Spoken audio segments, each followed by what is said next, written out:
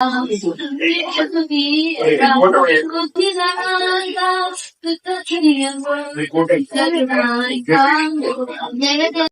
ಕಾಲೇಜಿಗೆ ಸಮಾಜಶಾಸ್ತ್ರ ವಿಭಾಗದಿಂದ ಯಾರು ಗೆಸ್ಟ್ ಬರ್ತೀವಿ ಅಂತ ಹೇಳಿದ್ರು. ಅದಕ್ಕೋಸ್ಕರ ರೂಮ್ನೆಲ್ಲ ಚೊಕ್ಕ ಮಾಡಿ ಗುಡಿಸಿ ಬ್ಯಾನರ್ ಎಲ್ಲ ಹಾಕಿ ಕಟ್ಟಿ ಎಲ್ಲ ತಯಾರಿ ಮಾಡ್ತಾ ಇದ್ವಿ. ಹಾಗೆ ನನಗೆ ಪ್ರಾರ್ಥನೆ ಮಾಡೋಕ್ಕೆ ಅಂಥೇಳಿ ಸರ್ ಹೇಳಿದರು.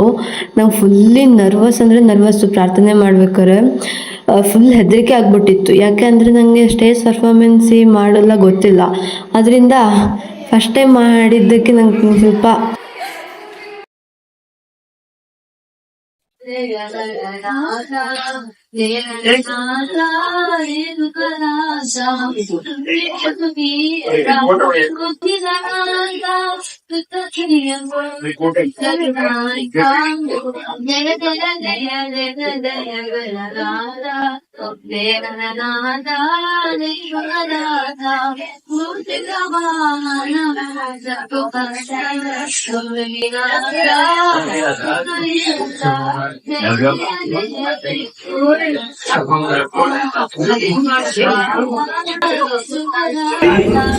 social phenomena and social life.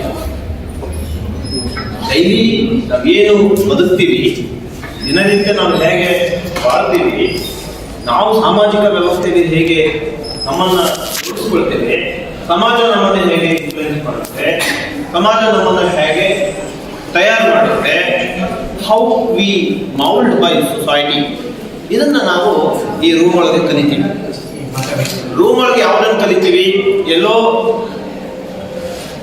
ನಮ್ಮಿಂದ ಆಚೆಗೆ ಇರ್ತಕ್ಕಂಥ ಯಾವುದೋ ಕಪೋಲ ಕಲ್ಪಿತ ಅಥವಾ ಕವಿ ಕಲ್ಪಿತ ಕಥನಗಳನ್ನು ನಾವಿಲ್ಲಿ ಕಲಿಯೋದಿಲ್ಲ. Right? Can you catch my point? ನಾವೇನ್ ಮಾಡ್ತೀವಿ ದಿನನಿತ್ಯ, day to day, everyday life, everyday ನಮ್ಮ ಮನೆ ಸುತ್ತಮುತ್ತ ನೇಬರ್, ನಾವು ಪಾರ್ಟಿಸಿಪೇಟ್ ಮಾಡ್ತಕ್ಕಂಥ entire social phenomena, social system ಏನಿರುತ್ತಲ್ವಾ, ಅಲ್ಲಿ ಇರ್ತಕ್ಕಂಥ ಸಂಗತಿಗಳನ್ನು ನಾವು ಕಲಿತೇವೆ. ಅದ್ರ ಬಗ್ಗೆ ಚಿಂತನ ಮಂಥನ ಮಾಡ್ತೇವೆ. ಆಕ್ಟಿವ್ ಇರ್ತಾರೆ, ಲೈವ್ ಆಗಿರ್ತಾರೆ, ತುಂಬಾ ಹೆಂಗಿರ್ತಾರೆ, ಎನರ್ಜೆಟಿಕ್ ಇರ್ತಾರೆ, ಎಂಥೂಸಿಯಾಸ್ಟಿಕ್ ಇರ್ತಾರೆ. ಹಾಗಿರ್ಬೇಕು. ಹಾಗಿದ್ರೆ social, because we are studying the social phenomena and social life. Daily ನಾವೇನು ಬದುಕ್ತೀವಿ, ದಿನನಿತ್ಯ ನಾವು ಹೇಗೆ ಬಾಳ್ತೀವಿ, ನಾವು ಸಾಮಾಜಿಕ ವ್ಯವಸ್ಥೆಗೆ ಹೇಗೆ ನಮ್ಮನ್ನ ರೂಪಿಸ್ಕೊಳ್ತೇವೆ, ಸಮಾಜ ನಮ್ಮನ್ನ ಹೇಗೆ ಇನ್ಫ್ಲುಯೆನ್ಸ್ ಮಾಡುತ್ತೆ, ಸಮಾಜ ನಮ್ಮನ್ನ ಹೇಗೆ ತಯಾರು ಮಾಡುತ್ತೆ, how we mould by society, ಇದನ್ನ ನಾವು ಈ ರೂಮ್ ಒಳಗೆ ಕಲಿತೀವಿ. ರೂಮ್ ಒಳಗೆ ಯಾವ್ದನ್ನು ಕಲಿತೀವಿ? ಎಲ್ಲೋ ನಮ್ಮಿಂದ ಆಚೆಗೆ ಇರ್ತಕ್ಕಂಥ ಯಾವುದೋ ಕಪೋಲ ಕಲ್ಪಿತ ಅಥವಾ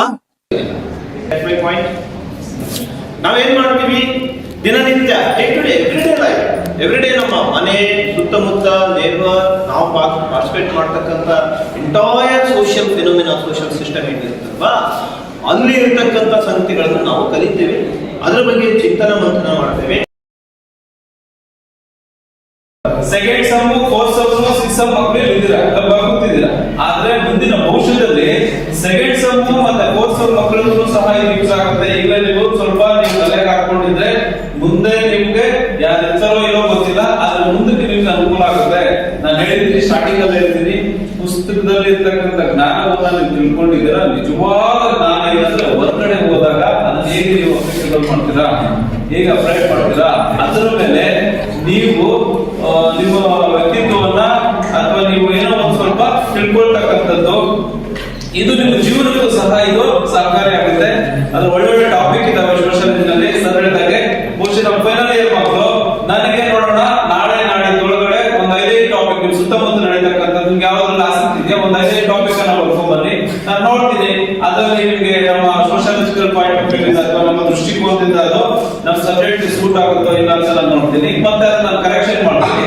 ನಿಮ್ಗೆ ಯಾವ್ದು ಆಸಕ್ತಿ ಇದೆಯೋ ಅದರಲ್ಲೇ ನಾನು ಮಾಡೋಣ.